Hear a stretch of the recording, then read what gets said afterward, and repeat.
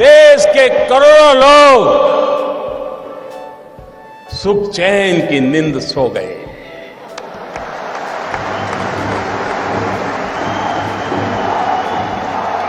और देश के लाखों लोग नींद के लिए गोलियां खरीदने जा रहे हैं, गोलियां नहीं मिल रही है।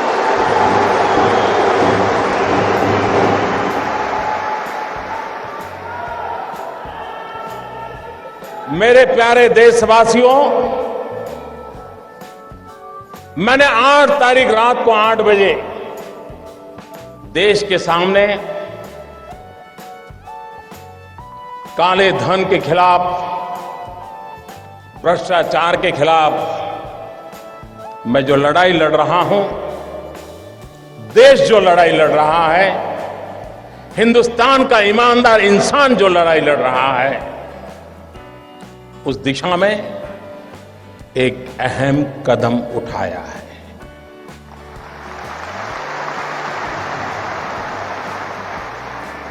लेकिन कुछ लोग हैं जो अपने ही ख्यालों में खोए रहते हैं।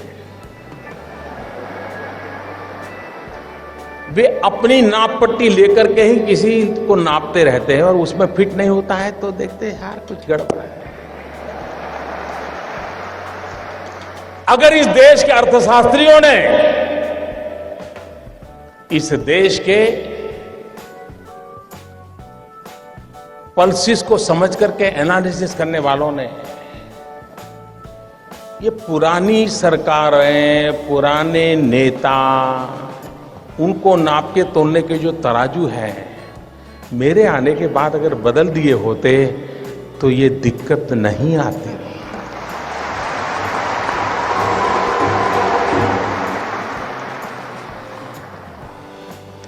उनको समझ आना चाहिए था कि ऐसी सरकार देश ने चुनी है जिसके पास से देश की अपेक्षा है। आप मुझे बताइए भाइयों बहनों, 2014 में आपने वोट दिया था, भ्रष्टाचार के खिलाफ दिया था कि नहीं दिया था? आप मुझे बताइए, आपने एक काम करने के लिए मुझे कहा था कि नहीं कहा था? काले धन के खिलाफ काम करने के लिए आपने मुझे कहा था कि नहीं कहा था? आपने मुझे कहा था तो मुझे करना चाहिए कि नहीं करना चाहिए?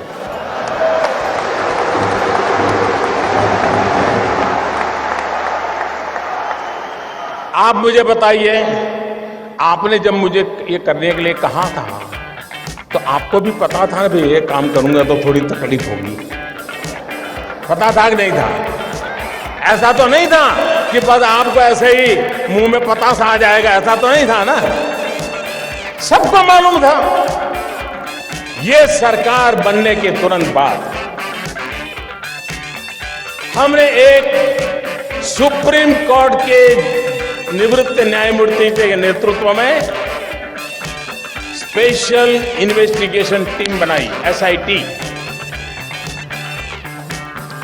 दुनिया में कहां कहां ये कारोबार चल रहा है, इस पर ये टीम काम कर रही है और हर 6 महीने वो सुप्रीम कोर्ट को रिपोर्ट कर रही है। ये काम पहले वाली सरकारें टालती रही थी, हमने किया। अपने यहां कहावत है, पुत्र के लक्षण पालने में।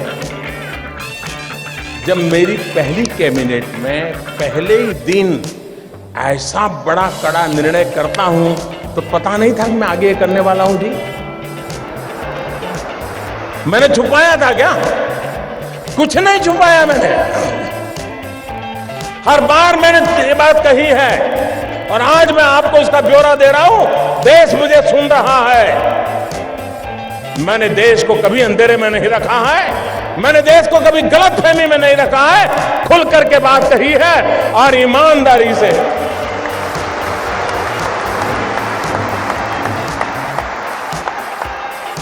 भाइयों बहनों, दूसरा जरूरी काम था, दुनिया के देशों के साथ पिछले 50-60 साल में ऐसे एग्रीमेंट हुए थे कि जिसके कारण हम ऐसे बंद गए थे कि हम कोई जानकारियां ही नहीं पा रहे थे। हमारे लिए बहुत जरूरी था कि दुनिया के देशों से पुराने जो एग्रीमेंट है उसमें बदलाव करें, कुछ देशों के साथ नया एग्रीमेंट करें। अमेरिका जैसे देशों को मैं समझाने में सफल हुआ कि आप हमारे साथ एग्रीमेंट कीजिए और आपकी बैंकों में किसी हिंदुस्तानी का पैसा है, आता है या जाता है, हमें तुरंत पता चलना चाहिए। यह काम मैंने दुनिया के कई देशों के साथ किया है, कुछ देशों के साथ अभी भी चल रहा है, लेकिन विश्व में कहीं पर भी भारत की चोरी लूट का पैसा गया है तो उसकी तुरंत जानकारी मिले, इसका प्रबंध पुरजोश तरीके से हमने किया है। हम जानते हैं, आपको भी पता है कि दिल्ली के किसी बाबू का ये गोवा में फ्लैट बना हुआ है ना। मैं गोवा के बिल्डरों से मेरी शिकायत नहीं है, उनका तो काम है मकान बेचना, लेकिन गोवा में जिसकी 7 पीढ़ी में कोई गोवा रहता नहीं है, वो पैदा हुआ कहीं और, काम कर रहा है दिल्ली में, बड़ा बाबू है, फ्लैट खरीदा गोवा में। किसके नाम? खुद के नाम खरीदते हैं क्या? औरों के नाम से खरीदते कि नहीं खरीदते लोग? हमने कानून बनाया, जो भी बेनामी संपत्ति होगी, दूसरे के नाम की संपत्ति होगी, हम कानूनन अब उस पर हमला बोलने वाले। ये संपत्ति देश की है, ये संपत्ति देश के गरीब की है, और मेरी सरकार सिर्फ और सिर्फ देश में से गरीबों की मदद करना मेरा कर्तव्य मानती है, और मैं उसको करके रहूंगा।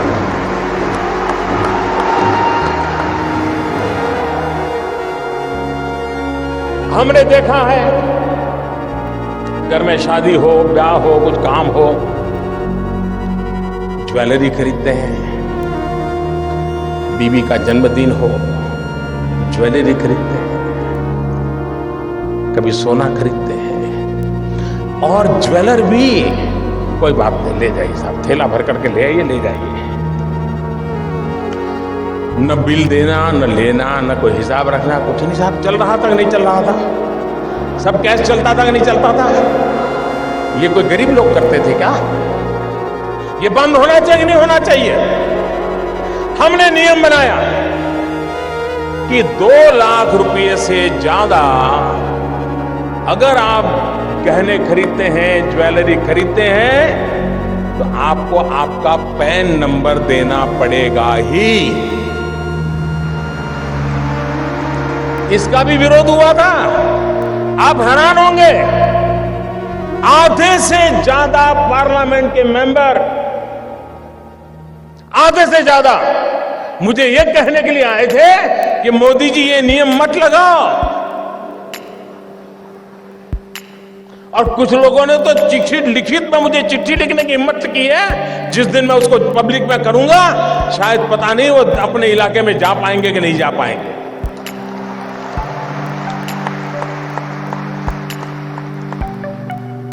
अगर आपके पास पैसे हैं, आप सोना जवाहरात खरीदते हैं, हम इतना ही कहते हैं कि भाई आपका जो इनकम टैक्स का पैन नंबर है वो लिखवा दीजिए, पता तो चले कौन लेता है, पैसा कहां से आता है, कहां जाता है। भाइयों बहनों, ये 70 साल की बीमारी है और मुझे 17 महीने में मिटानी है।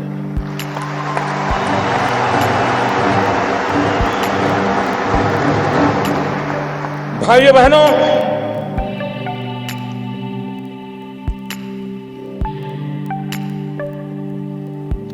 हमने एक और काम किया, पहले की सरकारों ने भी किया था। ये जो ज्वेलर्स है, क्योंकि ज्यादातर हमारे यहां सोना वगैरह की बात करा, उन पर कोई एक्साइज ड्यूटी नहीं लगती थी। पहले सरकार ने लगाने की कोशिश की, बहुत कम लगाई थी, लेकिन सारे ज्वेलरों की संख्या बहुत कम है। एक गांव में एक आध दो ही होते हैं, बड़े शहर में 50-100 होते हैं, लेकिन उनकी ताकत बड़ी गजब है साहब। अच्छे अच्छे एमपी उनके जेब में होते हैं।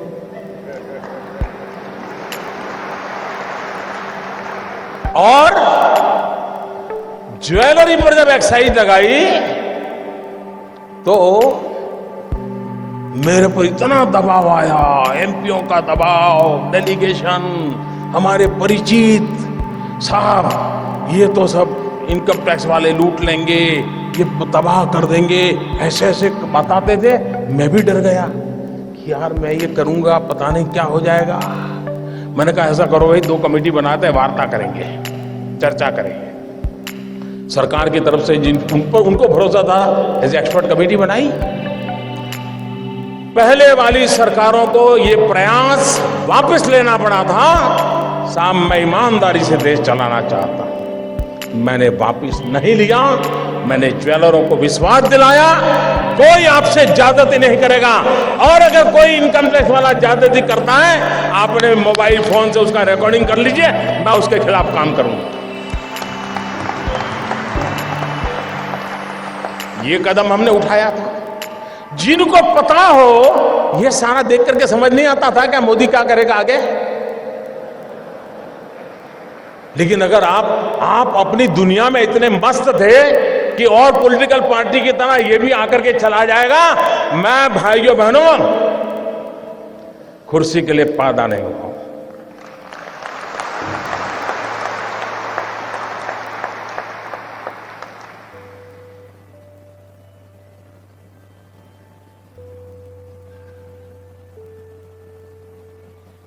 मेरे देशवासियों, मैंने घर, परिवार,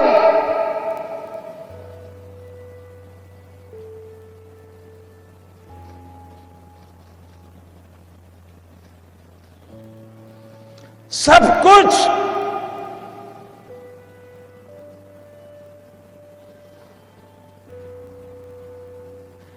देश के लिए छोड़ा है।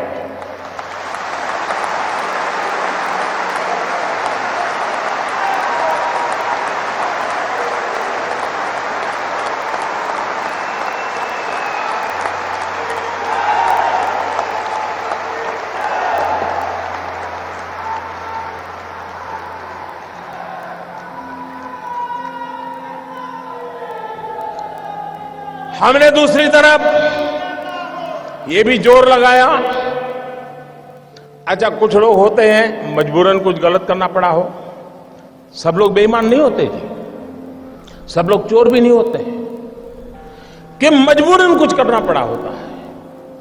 वे अगर उनको मौका मिले तो सही रास्ते पर आने को तैयार होते हैं, और ये संख्या बहुत बड़ी होती है।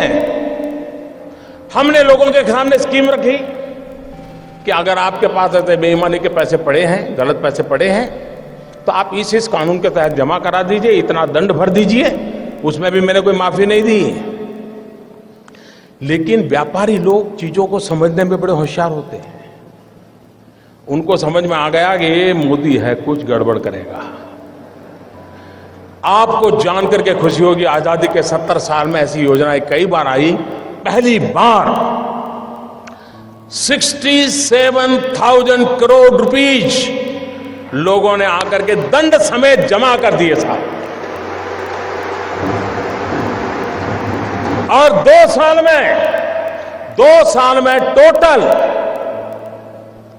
सर्वे के द्वारा, रेड के द्वारा, डिक्लेरेशन के द्वारा 1.25 लाख करोड़ रुपया जो कहीं हिसाब में नहीं था, वो सरकारी खजाने में जमा हुआ है भाइयों। 1.25 लाख करोड़ का हिसाब आया है। ये 2 साल में किए हुए काम का मैं हिसाब आज गोवा की धरती से पूरे देश को दे रहा हूं मेरे भाई बहन।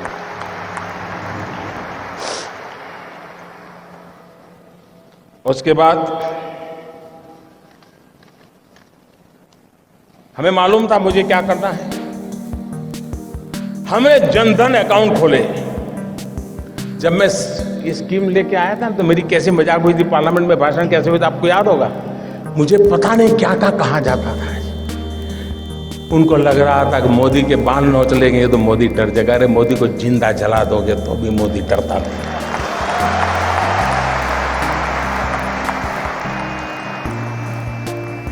उसके बाद हमने प्रारंभ में आकर के एक काम लिया, प्रधानमंत्री जनधन योजना के द्वारा गरीब से गरीब का बैंक अकाउंट खोलना। उस समय लोगों को समझ नहीं आया कि मोदी बैंक अकाउंट खोला कर रहा है। अब लोगों को समझ आएगा कि इस बैंक अकाउंट का क्या फायदा होने वाला है। करीब करीब 20 करोड़ से ज्यादा गरीब लोगों के बैंक अकाउंट खोले और हिंदुस्तान में अमीर लोगों के जेब में बटवे में भांति भांति बैंक को क्रेडिट और डेबिट कार्ड होते हैं। गरीब तो बेचारा सोच ही नहीं सकता था ऐसा भी कोई कार्ड होता है, कार्ड से मिल जाता है कुछ, पता नहीं था उसको। भाइयों बहनों, प्रधानमंत्री जनधन योजना के लिए बहन के खाते खोले ऐसा नहीं, इस देश के 20 करोड़ लोगों को हमने रुपए कार्ड दिया है, डेबिट कार्ड दिया है, और यह आज से 1 साल पहले किया हुआ है।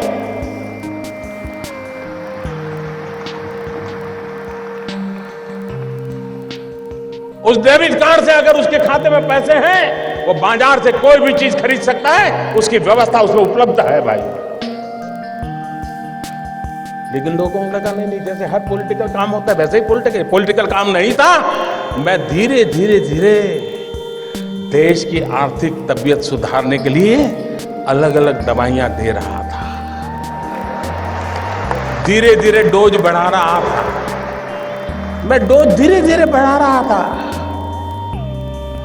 अब भाइयों बहनों, मेरे देश के गरीबों की अमीरी देखिए। मैंने तुमको कहा था कि 0 अमाउंट से आप खाता खोल सकते हैं। एक बार आपका बैंक में पैर आना चाहिए बस।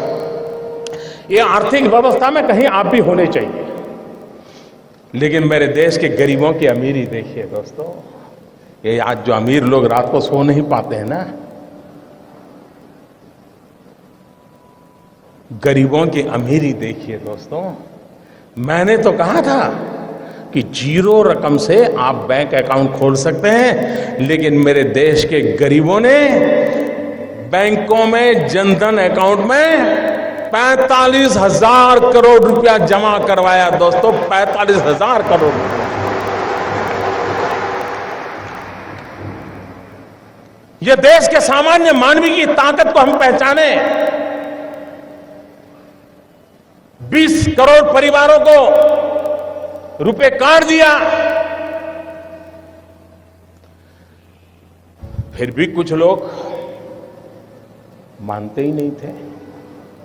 उनको लगता था यार कोई राजनीतिक गोटी बिठा देंगे तो हो जाएगा मामला। हमने एक बहुत बड़ा सीक्रेट ऑपरेशन किया। मनोहर जी वाला तो मैं नहीं कर सकता हूं।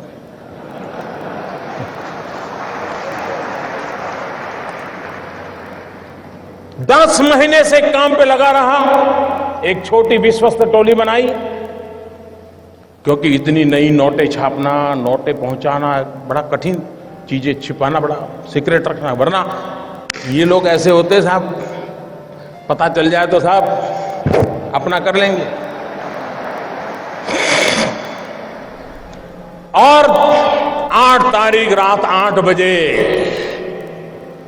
देश का सितारा चमकाने के लिए एक नया कदम उठा लिया दोस्तों। और मैंने उस रात को भी कहा था कि इस निर्णय से तकलीफ होगी, असुविधा होगी, कठिनाइयां होगी, ये मैंने पहले दिन कहा है। लेकिन भाइयों बहनों, मैं आज देश के उन करोड़ों लोगों के सामने सर झुकाता हूं कि सिनेमा के थिएटर पर लाइन लगाते हैं ना, वहां भी झगड़ा हो जाता है। मैं देख रहा हूं पिछले 4 दिन से हजारों लोग पैसों के लिए कतार खड़ा के लगे हैं, लेकिन हर एक के मुंह से एक ही आवाज आ रही है कि ठीक है, मुसीबत हो रही है, तकलीफ हो रही है, पैर दुख रहे हैं, लेकिन देश का भला हो। मैं आज सार्वजनिक रूप से बैंक के सभी कर्मचारियों का अभिनंदन करता हूं। एक साल में, मेरे शब्द लिखिए, एक साल में बैंक के मुलाजिम को जितना काम करना पड़ता है ना, उससे ज्यादा काम वो पिछले एक हफ्ते से कर रहा है जी, उससे ज्यादा काम कर रहा है। मुझे खुशी हुई, मैंने सोशल मीडिया में देखा, रिटायर्ड बैंक के कर्मचारी, किसी की उम्र 70 साल, किसी की 75 साल, वो बैंक में गए, उन्होंने कहा साहब रिटायर हो गए हैं, लेकिन इस पवित्र काम में हमें आता है, अगर आप हमें बिठा करके काम में लगाना चाहते हैं तो हम हमारी सेवा देने के लिए तैयार हैं। मैं उन रिटायर्ड बैंक के कर्मचारियों का भी आज अभिनंदन करना चाहता हूं, जिन्होंने अपनी सेवाएं देने के लिए अपनी पुरानी ब्रांच में जाकर के मदद करने के लिए गुहार लगाई है। मैं उनका अभिनंदन करता हूं। मैं उन नौजवानों का अभिनंदन करता हूं जो कतार के बाहर धूप में खड़े रह करके अपने खर्चे से लोगों को पानी पिला रहे हैं, सीनियर सिटीजन के बिठाने के लिए कुर्सियां लेकर के दौड़ रहे हैं। चारों तरफ देश की युवा पीढ़ी खास करके इस समय इस काम को सफल करने के लिए काम में लगी है।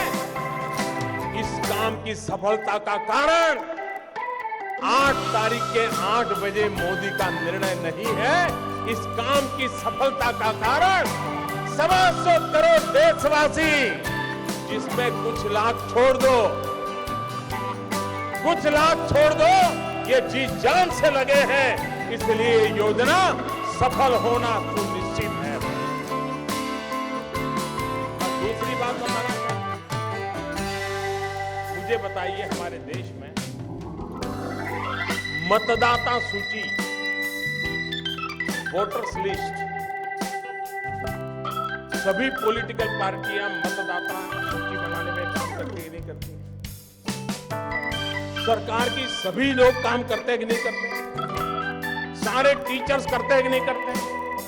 उसके बावजूद भी जिस दिन पोलिंग होता है, शिकायत आती है, मेरा नाम निकल गया, हमारी सोसाइटी का नाम निकल गया, मुझे वोट नहीं देने देंगे, मुसीबत आती है कि नहीं आती? इतना सारा ओपन होने के बाद भी तकलीफ आती है कि नहीं आती?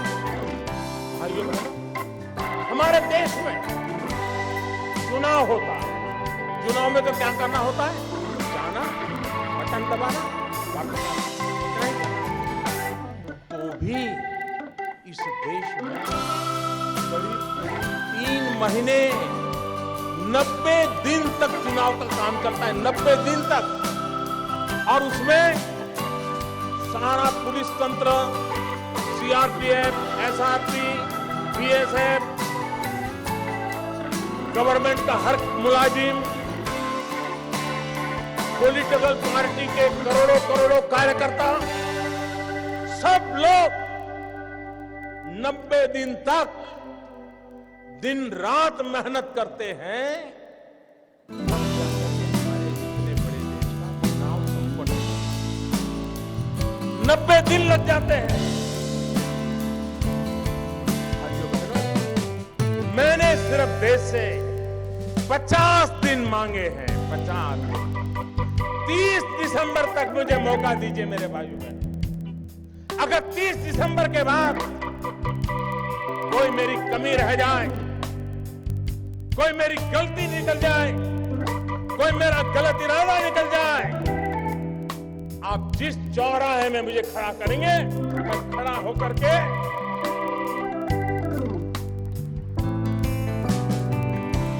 जो सजा करेगा वो सजा भुगतने के लिए तैयार है।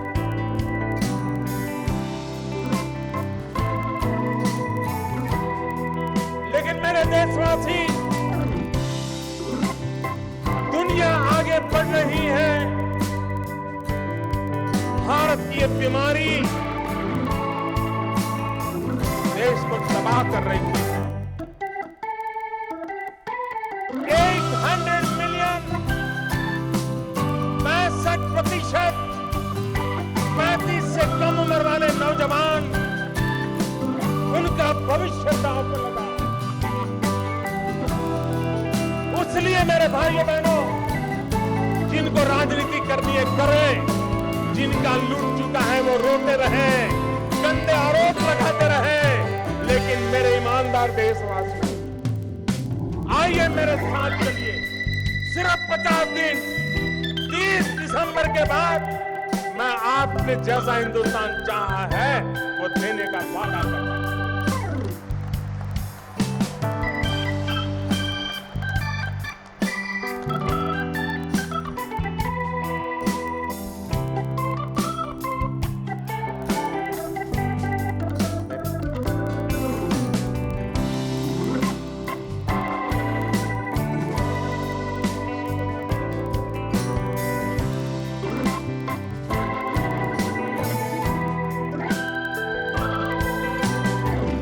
ये मुद्दा मेरे अहंकार का नहीं है।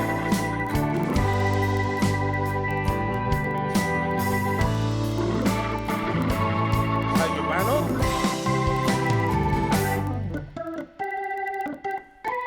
मैंने बुराइयों को निकट से देखा,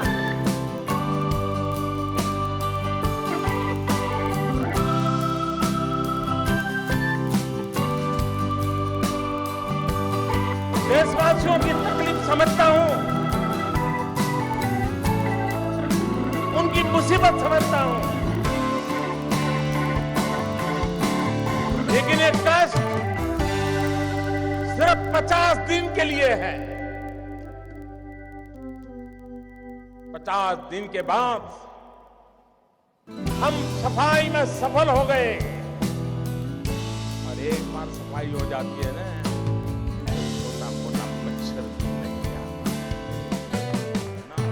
छोटा मोटा मच्छर भी।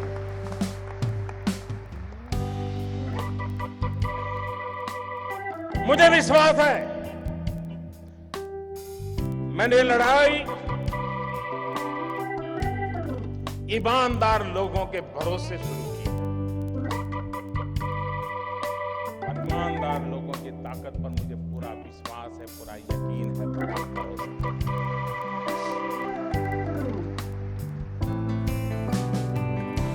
कल्पना नहीं कर सकते कैसे कैसे लोगों का गुजरा। मां गंगा को भी आश्चर्य हो रहा है, कल जो चवन्नी नहीं डालते थे, आज वो नोट पे बहाने आ रहे हैं।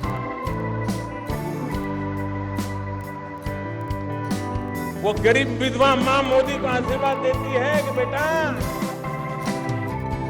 कभी बेटा या बहू देखते नहीं थे,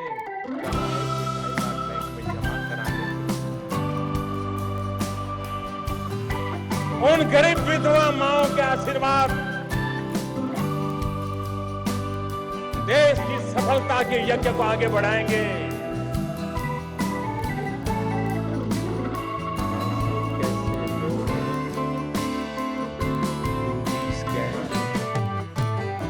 कोयला स्कैम, अरबों खरबों, मालूम है ना साहब, मालूम है ना? आज 4000 रुपया बदलने के लिए लाइन में खड़े रहना पड़ता है जी।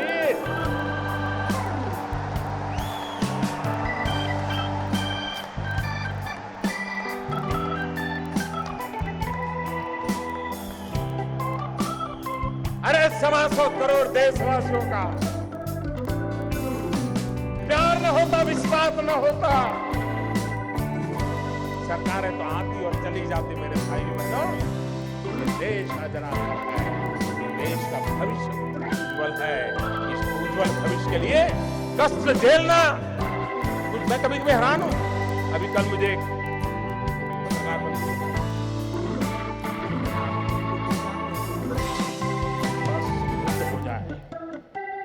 युद्ध हो जाए, तकलीफ होगी तो क्या करोगे?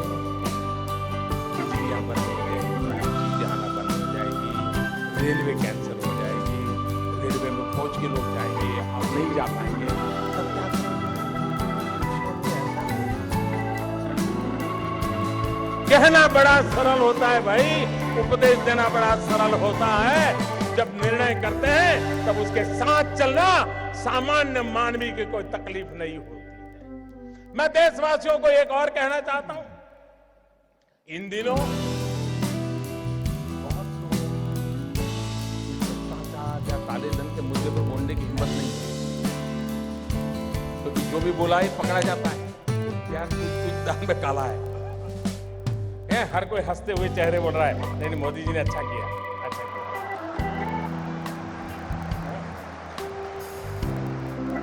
फिर किसी दोस्त को फोन करता है, यार कोई रास्ता है? फिर वो कहता है, यार मोदी जी है, सारे रास्ते बंद कर दिए। इसलिए अफवाहें फैलाते। एक दिन अफवाह फैलाई थी, नमक महंगा हो गया। अब बताइए भाई, 500 की नोट और 1000 की नोट, कोई है जो 1000 की नोट लेके नमक लेने जाता है? ये इसलिए किया जाता है कि उनको मालूम है कि उनका लूट रहा है। 70 साल से जमा किया हुआ महंगे से महंगे ताले लगाए, तो पस्ती लेने वाला नहीं, पस्ती लेने वाला। भिखारी भी मना करता है, ये साहब 1000 का नोट है।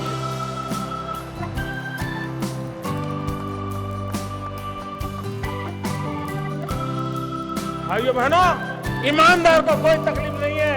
कुछ लोग अपनी नोट कहते हैं, मुझे सच मालूम नहीं, लेकिन चर्चा चल रही है, कहते 450 में बेच रहा है, दे रहा है। मैं देशवासियों कहता हूं, आपका 500 रुपया में से एक नया पैसा कर्म करने की ताकत किसी की नहीं है। आपका 500 रुपया मतलब 499 एंड 100 पैसा पक्का।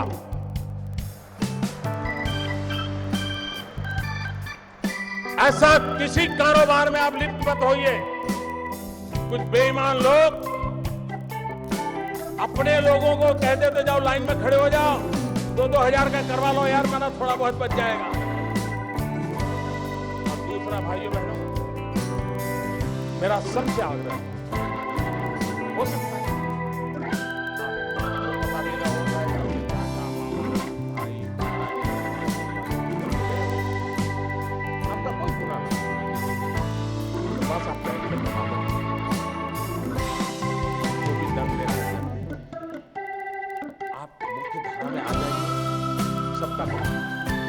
और एक बात और कहता हूं, कुछ लोग अगर ये मानते हो कि आगे देखा जाएगा, तो कम से कम वो मुझे पहचान ले।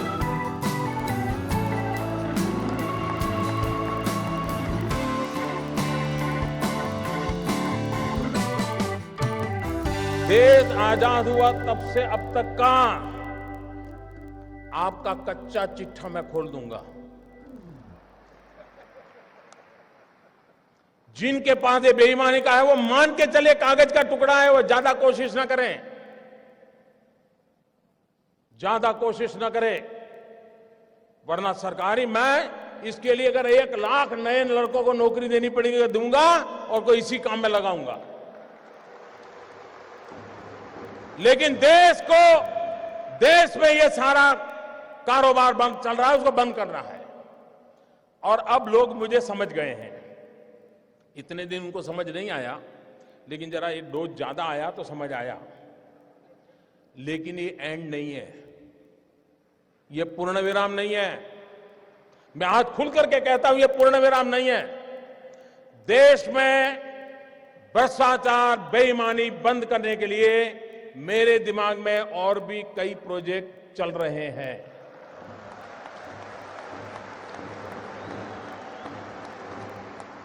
ये आने वाले हैं।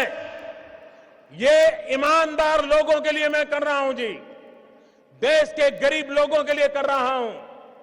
मेहनत करके जिंदगी गुजार रहे हैं, उनको अपना घर मिले, उनके बच्चों को अच्छी शिक्षा मिले, उनके घर में बुजुर्गों को अच्छी दवाई मिले, इसके लिए मैं कर रहा हूं। मुझे गोवा वासियों के आशीर्वाद चाहिए। आप खड़े होकर के ताली बजा करके मुझे आशीर्वाद दें। देश देखेगा ईमानदार लोग। इस देश में ईमानदार लोगों की कमी नहीं है। इस देश में ईमानदार लोगों की कमी नहीं है। आइए ईमानदारी के इस काम में मेरा साथ दीजिए। शाबाश मेरे गोवा के प्यारे भाइयों बहनों, मैं आपका सर झुका करके नमन करता हूं। ये सिर्फ गोवा नहीं, ये हिंदुस्तान के हर ईमानदार की आवाज है। हिंदुस्तान के हर ईमानदार की आवाज है। भाइयों बहनों, मैं जानता हूं मैंने कैसी ताकतों से लड़ाई मोल ली है। मैं जानता हूं कैसे लोग मेरे खिलाफ हो जाएंगे। मैं जानता हूं 70 साल का उनका मैं लूट रहा हूं। मुझे जिंदा नहीं छोड़ेंगे, मुझे बर्बाद करके रहेंगे। उनको जो करना है करे। 50 साल भाइयों बहनों, 50 दिन मेरी मदद करे। देश 50 दिन मेरी मदद करे। जोर से तालियों के साथ मेरी इस बात को स्वीकार कीजिए आप। बहुत बहुत धन्यवाद।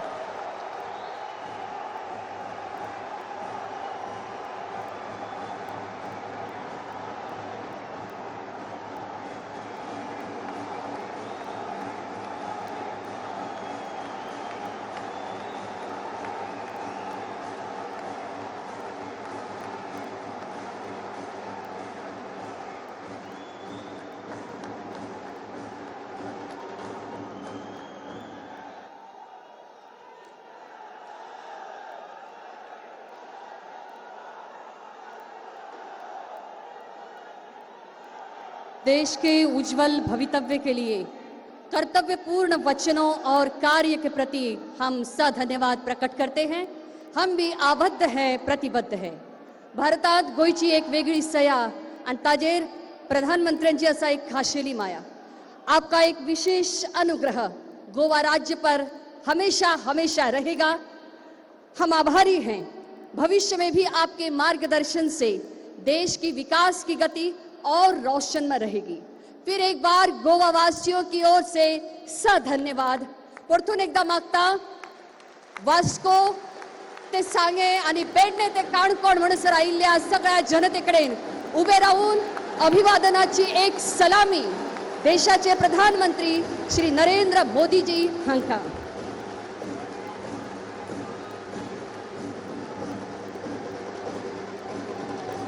मंचाचेर उपस्थित आशिल्ले सगळ्या मानेस्तांक आमी दिनवासता गोयच्या सगळ्या वाठारांतल्यान